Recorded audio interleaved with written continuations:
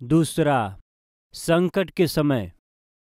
काहे संकट का समय बा कहला से ओ दिनन में इस्राएली लोग बहुत उन्नति करत रहले, बहुत ही बढ़त रहलन जा। जितना उन्हें लोग के सतावल जात रहल उतना वो उन्नति करत रहलन जा। ऐसे बढ़त गईले तब फिरौन का कैले जानत हई, एगो आदेश दियले। का बा उ आदेश कहला से इस्राएली लोगन में बालक जन्म ले तो ओकरा के मार दिया। बालक जन्म लिहन तो तुरंत मार दिया। कैसे मारे के बाटे? नील नदी में वो बच्चा के फेंक द।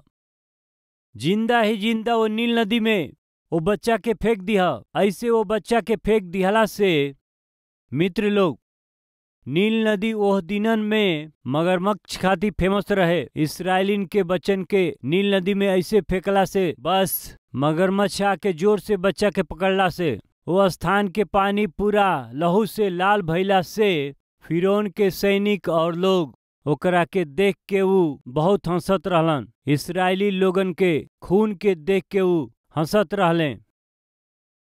कई बरिस के बाद में वही नील नदी के पानी लहू के जैसे जब बदल गई तब फिरौन डरा गए। फिरौन रोवले, फिरौन के लोग भी रोवले। जौना वजह से फिरौन और फिरौन के लोग एक समय में हंसले रहलन जा। वही के आधार बना के परमेश्वर का कैले जानत हई, उन्हन लोग के भी रोवले। प्रिय भाई और बहन लोग सुनी जा, आज रउआ जेकरा बारे में आनंदित हई, जेकरा बारे में रउआ खुश हई और जेकरा बारे में रउआ मगन बानी, जेकरा कारण रउआ घमंड करत हई, ओकरा कारण ही एक दिन रउआ के रोवे के पड़ी। रौरी आनंद में, रौरी सुख में और रौरी समृद्धि में परमेश्वर यदि ना हवन त और खाली अगर ओकरा में पाप बाटे त सुनी, जवन पाप आज रउआ के आनंद देता ऊ पाप, जवन पाप के काम आज रउआ के हंसावत ताटे ऊ रउआ के रुला देई। एक दिन ऊ रउआ के बर्बाद कर देई। एक दिन रउआ के सिर उठावे ना देई। एक दिन रउआ के सिर झुकावे के ही पड़ी। उतने ही नहीं, बहुत से समय में रउआ के मार खाए जैसे कर देई। वो दिन अइला के पहले अपना आप के सुधार लें। उस संकट के समय रहे। ऐसन विपत्ति के समय इस्राएली लोगन में से यदि केहू के पत्नी गर्भवती भइला से पति पत्नी का कह के प्रार्थना करिए, प्रभु परमेश्वर ए दिनन में हमार पत्नी स्वस्थ रहे के चाही। 9वां महीना आ गइल प्रभु, बेटा मत दिह प्रभु, बेटा मत दिह पिताजी। काहे खातिर? यदि बेटा पैदा होई तो वो मगरमच्छ लोग के आहार बने के पड़ी। वो मगरमच्छ के डालल जे बेटा ना चाही प्रभु, बेटा ना चाही, बेटा ना चाही प्रभु। ऐसे प्रार्थना करिए कि नहीं? रउए बताई। ऐसन संकट के समय रहल। मूसा एगो लेवी परिवार में ऊ जन्म लिहले। ऊ बहुत गरीब रहले। मूसा के पिता, मूसा के माजी गरीब रहले। ऐसन समय में काहे गरीब कहत हई? काहे कि ऊ सब लोग गुलाम रहे न प्रिय लोग। ऊ सब फिरौन के पास काम करे वाला ना हवन। सेंट्रल गवर्नमेंट के नौकरी निखन करत, स्टेट गवर्नमेंट के नौकरी निखन करत। ओ दिनन में एमएनसी कंपनियां भी ना रहे। ऊ सगरी गुलाम रहले। कठिन परिश्रम करिए तबे खा पइहे। ऐसन भयानक परिस्थिति में ऊ लोग रहल। बालक पैदा भइला से बस मार डलिह जा, ऐसन कानून अमल में रहे वो समय। यदि ऐसन समय में राउर पत्नी गर्भवती बाड़ी त 9 महीना पूरा हो जाई तो रउआ का प्रार्थना करब? बहिन, रउआ का प्रार्थना करब? हे प्रभु, हे प्रभु मेहरबानी से बेटा मत दिह प्रभु जी। नैखन का हमनी के बीच में ऐसन लोग? फिरौन जैसन शासन ना भइला से बहुत से लोग प्रार्थना कर समय, प्रभु जी बेटा ही चाही, पैदा होई तो बेटा पैदा होके के चाही प्रभु, बेटी ना चाही प्रभु जी। बहुत से सास लोग धमकी देली जा, बहुत सुनत हऊ का? सुंदर पोता के लिया के हमारा गोद में डलिह। यदि तू बेटी के जन्म देबू तो हम तोहरा के घर से बाहर कर देब। यदि बेटी पैदा हुई तो तोहरा के घर से निकाल देब। इनकर सास कहले होती तो ई सास पैदा होती। एक बार रउआ सोची यदि ई सास पैदा भैली तो दूसरा सास इनके स्वीकार कर ली। यही से कितना मूर्खता बा प्रिय। यदि बेटी पैदा कर देलू तो घर से बाहर कर दे। बेटा ही होके के चाही, पोता ही चाही। कितना कंडीशन बा प्रिय लोग। और कुछ लोग जाके छुप के स्कैन करा लेलन। वो गुप्त रूप से जा करके लड़की बा कि लड़का बा वो चेक करा लेलन। उस सरकार के दृष्टि में अपराध काहे न होखे। मैनेज करके हाँ लड़का है या लड़की है पहले से ही जान लेलन। लड़की होई तो मार दिहन जा, एबॉर्शन कर दी हैं। हम पूछत हैं कि रउआ में फिरौन के मन बाटे ना? रउआ में भी फिरौन जैसे शैतानिक स्वभाव बाना? लड़की होई तो का होई, लड़का होई तो का होई, तोहरे बच्चा है ना। कितना दुखित बा। कितना खतरनाक और विपत्ति से भरल समय रहे। आज हमनी में केहू बाटे का विपत्ति से भरल समय में गुजरत हई। परिस्थिति ठीक नहीं के। हमारा घर के मालिक, हमारा बिल्डिंग के मालिक बिल्कुल ठीक ना होवे। नौकरी कैला के जगह में हमारा अधिकारी बिल्कुल ठीक ना होवे। हमार सास बिल्कुल अच्छा ना है, ससुर बिल्कुल अच्छा ना हुए। यदि रउआ अपना जीवन में संकट भरल परिस्थिति में, संकट से भरल लोगन के बीच में, संकट से भरल समय में रउआ बानी तो रउआ का कह, प्रभु प्रभु हे प्रभु समय ठीक नहीं खे प्रभु, ई लोग अच्छा नहीं खे प्रभु, ई लोग धोखेबाज बाड़े प्रभु, कृपया हमार प्रार्थना के सुनी प्लीज प्रभु। ऐसन मत करी प्रभु, वैसन मत करी प्रभु, ऐसन ना होके के चाहे प्रभु, ऐसन ना होके चाहे प्रभु। ऐसे सहज रूप में हमनी का अपना आसपास के लोगन के कारण, परिस्थिति के कारण, कंडीशन के कारण परमेश्वर के सलाह देते रहले जाए ऐसन मत करी प्रभु, प्लीज प्रभु ऐसन मत होके दें प्रभु, ऐसन मत होके दें प्रभु जी, कृपया ऐसा ना होके। सही बाटे कि ना? हमन में से कितना लोग परमेश्वर के सलाह देला ना हुए कहल जाई। परमेश्वर के उ सलाह देवे लागेलन। मूसा के माता, मूसा के पिताजी हो सकेला परमेश्वर से कहले हुई। रउआ के मालूम बा दुष्ट के शासन काल में प्रभु बालक लोग के जन्म दिहल, ये बहुत खतरा बा पिता। लड़कन के बच्चे के चांस नहीं खे प्रभु, मेहरबानी से लड़का मत दें पिता। शायद प्रार्थना कैले हुई हैं, वो प्रार्थना कैले रहले कुछ और उत्तर का मिलल बताई जरा, बताई। बेटा बहुत समय में फोन आवेला, बेटी पैदा भइल बड़ी, वो चेहरा में आनंद ना रहेला। सामान्यतः हमेशा रोवे के मूड बा। फोन आइल, का घर से फोन आइल बा?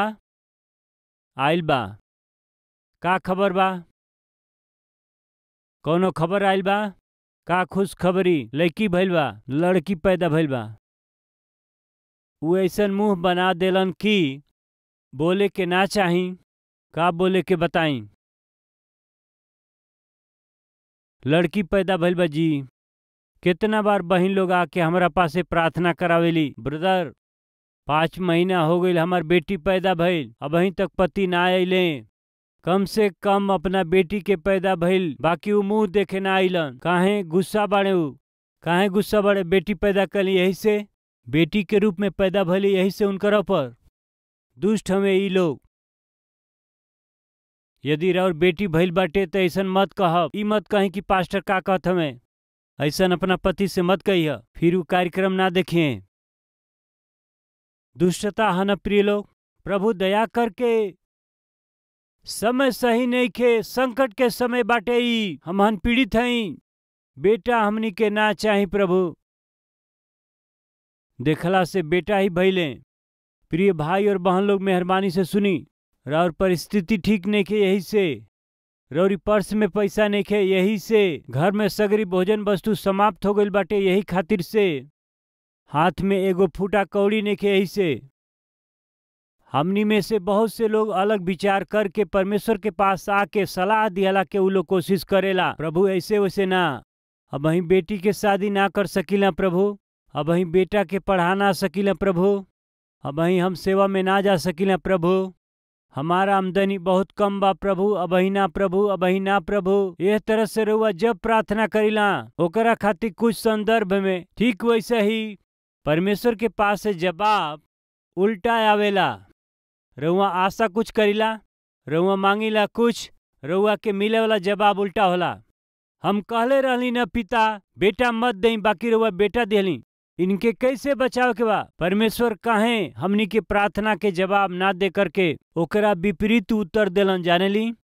वो साबित करे खातिर कि सगरी सृष्टि पर शासन करे वाला हम ही हई।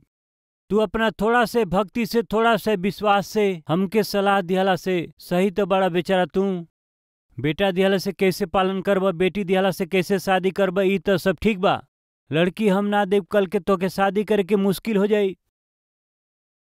रौरी थोड़ा विश्वास और थोड़ा से बुद्धि से परमेश्वर के सलाह दिहला से परमेश्वर सुन के रौरी सलाह के अनुसार हमार परमेश्वर जवाब देवे वाला बिल्कुल ना हमें।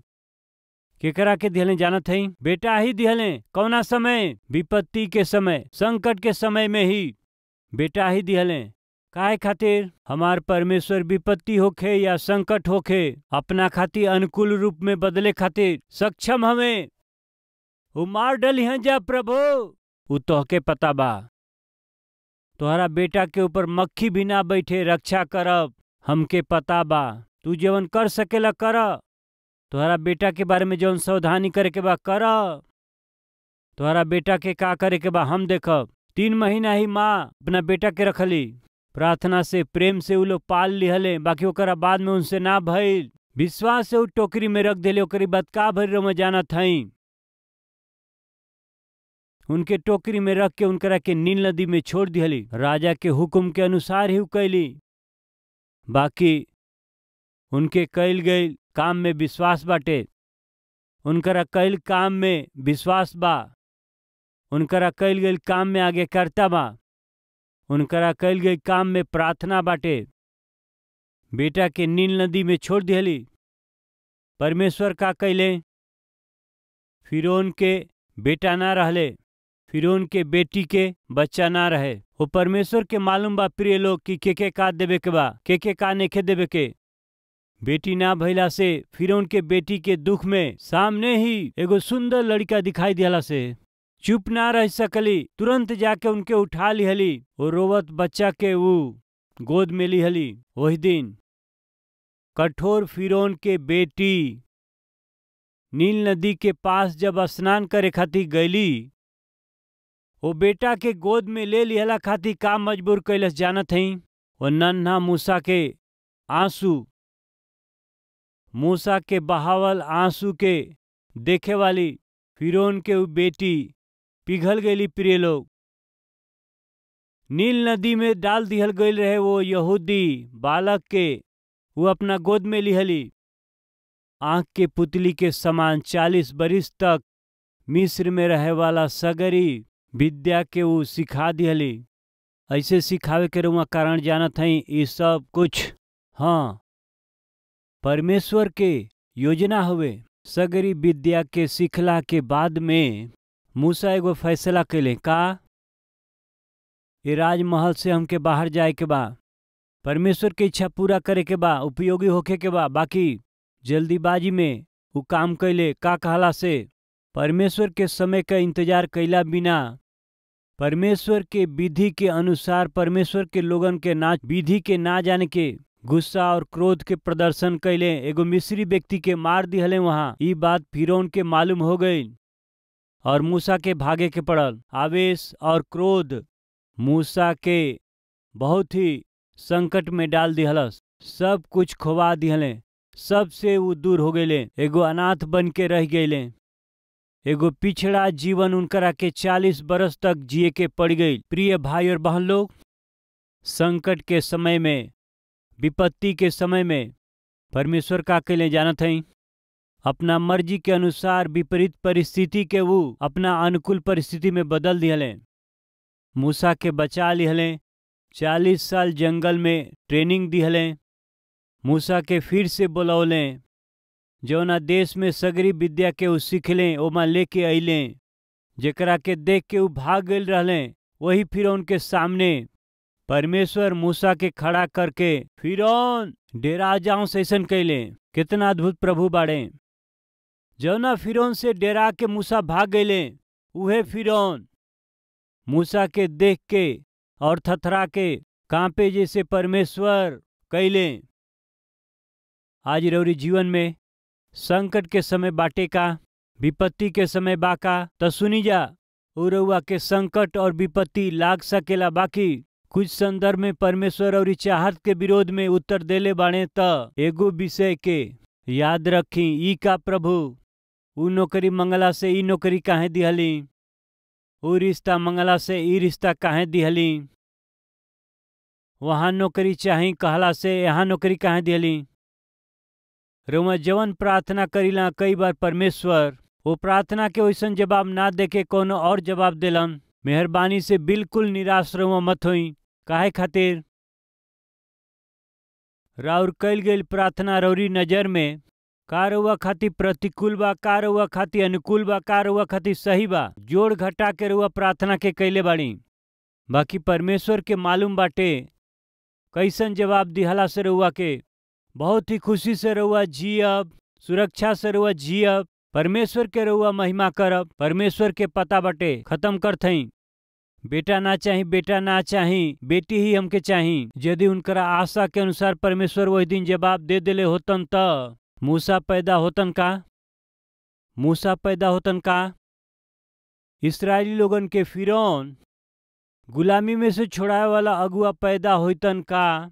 ना प्रिय, कई बार परमेश्वर हमनी के प्रार्थना के जवाब ना दिहल ही अच्छा हुए। यदि परमेश्वर हमनी के प्रार्थना के जवाब दे दिहन तब प्रिय तो आज हमनी के यहाँ ऐसन ना होती। एक दिन हम बैठ के ई सोचत रहली, आत्महत्या करे के बाटे। आत्महत्या का विषय केहू के मालूम ना होके के चाही, हमार लाश ना मिले के चाही। ई सोच के प्रभु बहुत बा, जितना जी लेली बहुत बा। अब तो हम मर जायल चाहत हई, अपना जीवन के अपना आत्मा के रौरी हाथ में देत हई। आत्महत्या करे के कोशिश हम करत हई। ऐसे हम प्रार्थना कैली, यदि परमेश्वर ऊपर से कहते ठीक बा तो का हम होती? रउए बताई, आमीन कहतीन तो का हम होती? ये तरह से अपना जीवन में कितना प्रार्थना कैले हुई जा। परमेश्वर के हमन का मंगली जा। कृपया सुनी, उरवा खातिर संकट के समय हो सकेला, विपत्ति के समय हो सकेला, प्रतिकूल स्थिति हो सकेला। वो सब के विरोध में परमेश्वर रउआ के जवाब दिहला से प्रभु ऐसन जवाब दे दिहली। हम त ना कहली ना ई हमरी खातिर भला नइखे न कहली, ऐसे होकला से हमरा खातिर तकलीफ बा न प्रभु कहली। उ रउआ खातिर तकलीफ बा, बाकी तोहरा कष्ट में हम शामिल होकर के अपना नाम के महिमा खातिर ही ओके हम अनुमति देले हई। ना चाही न बेटा प्रभु कहले रहली, तो के लड़का चाही, यही से हम देत हई। वो लड़का के जरिए हम का करे जाते हैं तू नहीं जानत, हम जानत हई। प्रिय भाई और बहन लोग, अपना जीवन में रउआ जब प्रार्थना करीला, रउरी जीवन में जवन उत्तर चाही ऊ ना उत्तर दे के दूसरा उत्तर दिहला से रउआ अनजान होखब कि ये जवाब के द्वारा का करी है। बाकी एगो बात सच बा, एगो उत्तम एगो सोच और उत्तम योजना, एगो उत्तम विचार वो जवाब के पीछे बाटे। ऐसे चिंता छोड़ के, दुखी ना होके परमेश्वर के जवाब के पूरा मन से स्वीकार कैला से परमेश्वर की महिमा के एक दिन हम देखल जाई। ऐसा अनुग्रह परमेश्वर हमनी के दे। पूरा मन से हम हर के प्रार्थना में सहभागी होके हम ई चाहत हई।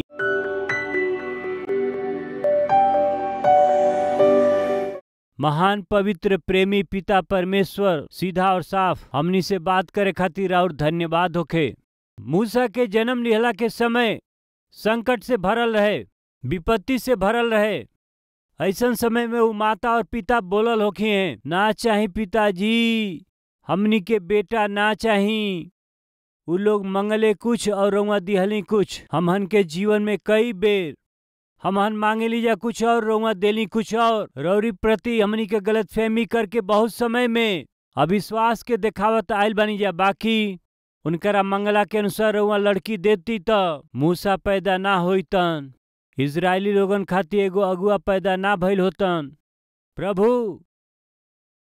फिरौन के पंजा में से रौरी लाखों बच्चन के छोड़ावे खातिर के अगुआ के होई। प्रभु हमनी के बस अपना आँख के सामने दिखाई देला, बस उहे दिखाई देला। कुछ लोग उहो ना देख पावेला, आँख धुंधला बाटे। बाकी पूरा संसार के एक ही नजर में रउआ देखे वाला परमेश्वर हई। हमन के इंसान खाली चेहरा देखे लीजा, बाकी इंसान के मन के देखे वाला परमेश्वर हई रउआ। हमन का आज का होई ई देखे लीजा, बाकी रउआ कल का होई ओकरा के भी देख पावेली। रउआ सर्व ज्ञानी हई। पिता विपत्ति के समय होके, संकट के समय होके, विपरीत समय काहे न होके, सबके अनुकूल और विशेष बदले वाला परमेश्वर रउआ है। पिता रउआ के धन्यवाद स्तुति। जौना फिरौन के देख के मूसा डेरा गए, भाग गए, वही मूसा के देख के फिरौन थरथराए लगले। पिता जेकरा के देख के हमन डेरात हई, एक दिन आवत बाटे उन्हा लोग के हमनी के देख के डेराए के होई। जेकरा के देख के पिता आज हमन घबरात हई जा, उन्हा लोग के हमनी के देख के घबराए के होई। वैसे हमनी का जीवन होए के चाही। ओ तरह से प्रभु जी हमनी के दर्शन देई, तरस खाई। हमन भाई बहन के रउआ डर से और भय से सबके प्रभु छोड़ा लें पिताजी। यीशु मसीह के नाम से मांगत हैं पिताजी, आमीन।